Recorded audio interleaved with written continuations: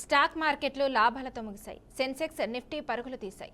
BSE Sensex 81,774.49 పాయింట్ల వద్ద end అయింది. ఇక నిఫ్టీ కూడా అదే బాటలో నడిచింది. 56,087.60 పాయింట్ల వద్ద ముగిసింది. ఉదయం కొంత మందగించిన తర్వాత ఊపందుకుంది. లాభాలతో ముగియడంతో ఇన్వెస్టర్లు కూడా హ్యాపీ జోష్లోకి వచ్చారు.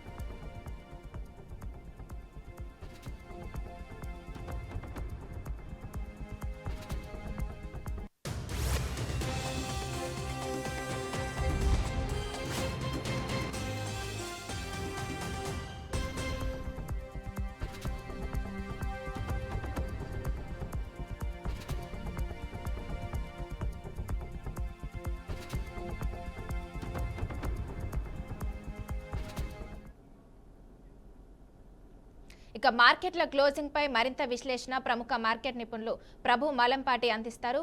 ప్రభు గారు, మార్కెట్ల జోష్ను ఎలా విశ్లేషిస్తారు?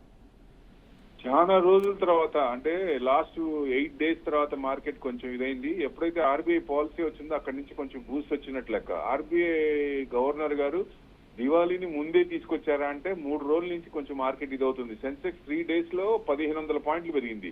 నిఫ్టీ కూడా ఇవాళ రీక్లైమ్స్ 25,000 పాయింట్స్, అంటే సైకలాజికల్ మార్క్ పాయింట్ 25,000 అబోవ్ ఉంది.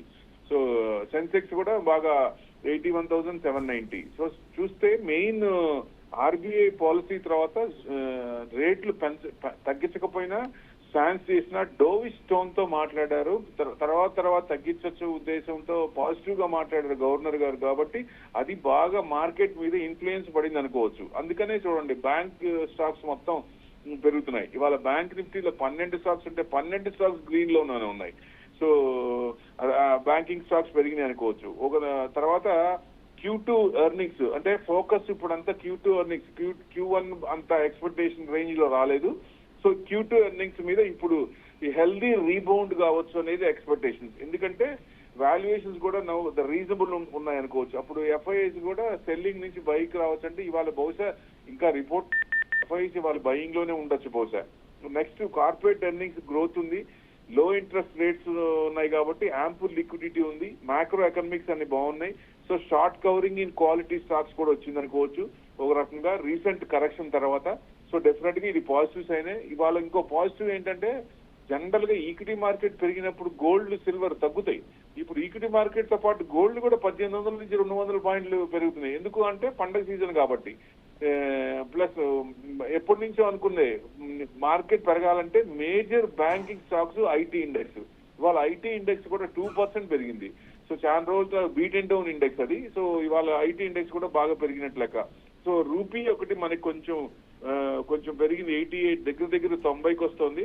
అది ఎఫ్ఐఐసి లోకల్ మార్కెట్స్ మీద సెంటిమెంట్ బూస్ట్ చేసిందా అంటే ఒక రకంగా బూస్ట్ చేసింది అనుకోవచ్చు.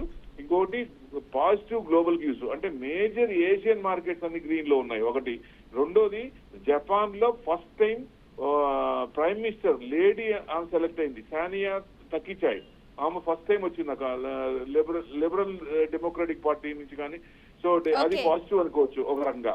సో ఇది పాజిటివ్ అన్ని, అంటే నెగిటివ్స్ నుంచి పాజిటివ్ మారుతుంది అనుకోవచ్చు. ఇంకా రేపు కూడా గ్యాప్ అప్ అయ్యే ఛాన్స్ ఉంది 30-40 పాయింట్స్. ఓకే, థ్యాంక్ యూ ప్రభు గారు. థ్యాంక్ యూ అండి.